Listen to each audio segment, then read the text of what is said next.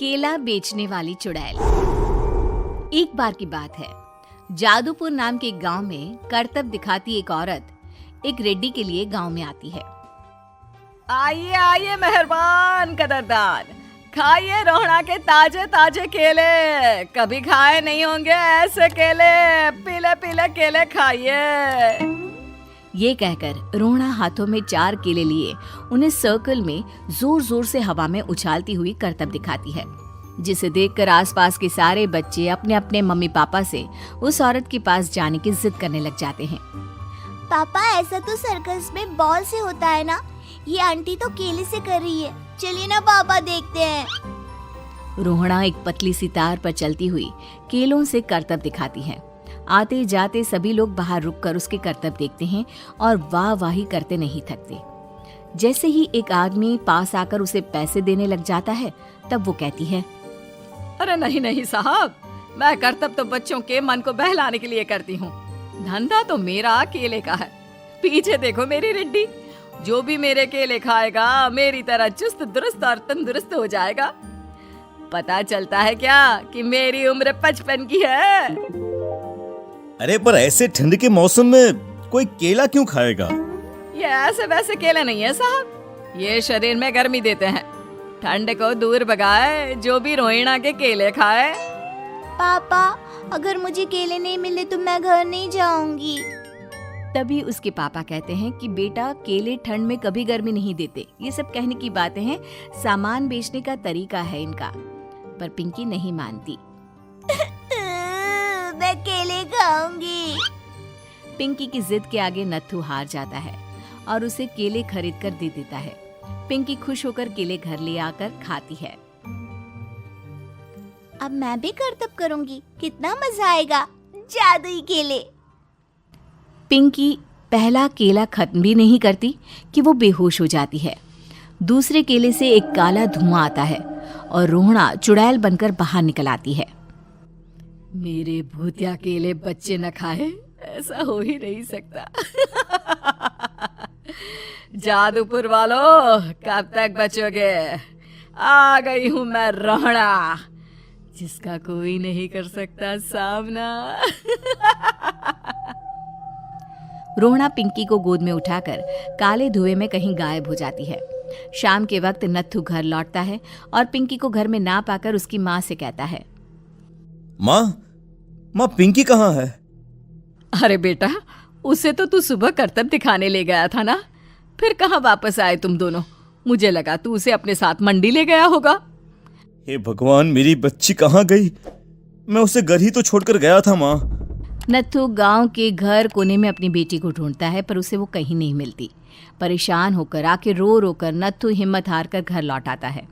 अगली सुबह रोहड़ा फिर से करतब दिखाने आती है और इस बार पिंकी की तरह रोनी केले खरीद लेता है। 50 रुपए दिए थे पापा ने, सारे पैसों की मैंने केले खरीद लिए हैं। अब मैं भी आंटी की तरह ही करतबबाज बन जाऊंगा। यही सोचते हुए रोनी केले खाता है और पहला अकेला केला आधा खत्म भी नहीं करता कि चुड़ैल उसके सामने आ जाती है। मेरे साथ चलने का समय आ गया है रोनी। ये तो बस शुरुआत है। अब इस गांव के सारे बच्चे धीरे धीरे मेरे कब्जे में होंगे, एक बच्चा भी नहीं बचेगा। ये कहकर रोना रोनी को गोद में लेकर काले धुएं में अदृश्य हो जाती है। इसके बाद हर रोज गांव में से कोई ना कोई बच्चा गायब होता, पर ऐसा क्यों हो रहा है किसी को भी समझ में नहीं आ पा रहा था। रोज की तरह अपनी बेटी पिंकी की तलाश में नत्थू गांव के एक तालाब के पास बैठा रो रहा था। कहाँ गई मेरी पिंकी? शकुंतला के जाने के बाद एक वही तो मेरा सहारा थी। अरे उसकी आत्मा कोस रही होगी मुझे कि मैं अपनी बच्ची को संभाल भी नहीं पाया। नत्थू ये कहता हुआ रो ही रहा था कि तभी तालाब में से उसे शकुंतला की आवाज सुनाई देती है। कहाँ थी तुम शकुंतला? हमारी बच्ची और सारे गायब हुए बच्चे रोहड़ा के कब्जे में हैं। वो बच्चों को जो केले देती है उससे बच्चे बेहोश हो जाते हैं और उसके कब्जे में आ जाते हैं और वो उन्हें ले जाकर काली दुनिया में ले जाती है। पर वो ऐसा क्यों कर रही है? ये मैं नहीं जानती, पर उस दुनिया का रास्ता मैं आपको बता सकती हूँ। जहां ये नदी खत्म होती है वहां एक केले का पेड़ है, उसके नीचे एक दरवाजा है, वहीं से रास्ता जाता है उस दुनिया का। ये कहकर शकुंतला की आत्मा गायब हो जाती है। गांव के सभी लोग झुंड बनाकर उसी रास्ते से काली दुनिया में चले जाते हैं और वहां देखते हैं कि सारे बच्चे वहां काम कर रहे थे। पापा मुझे ले चलो यहाँ से। पापा पापा। सभी बच्चे अपने मम्मी पापा से लिपट जाते हैं। तो तुम लोग यहाँ तक आ गए? क्यों हमारे बच्चों को पकड़ लिया तूने? तुझे शिकार ही बनाना है तो ले, हम सब आ गए हैं, हमें खा ले। नहीं, मुझे बच्चे चाहिए। मेरे बच्चे के बदले तुम लोगों के बच्चे। क्या मतलब? मैं इसी गांव में रहने वाली एक औरत थी। केले की चोरी के इल्जाम में मेरे बेटे को गांव वालों ने इतना मारा कि वो मर गया। उसी दिन मैंने ठान लिया कि गांव वालों का भी वही हाल करूंगी। कुछ दिन बाद बेटे के चले जाने के दुख में मैं भी मर गई और मेरी भटकती आत्मा एक चुड़ैल बन गई। और फिर मैंने बदला लिया तुम सबके बच्चे छीनकर। बर्दाश्त नहीं कर पाए ना? सोचो मुझ पर क्या बीती होगी। हमें माफ कर दो रोना।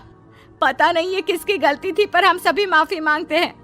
हमारी खुशियां लौटा दो, तुम भी तो एक माँ हो। गांव वालों की बात सुनकर रोना का मन पिघल जाता है और वो बच्चों को छोड़ देती है। उसके बाद काली दुनिया बच्चों के लिए जादुई दुनिया बन जाती है। अब कोई भी कभी भी वहां आ जा सकता था।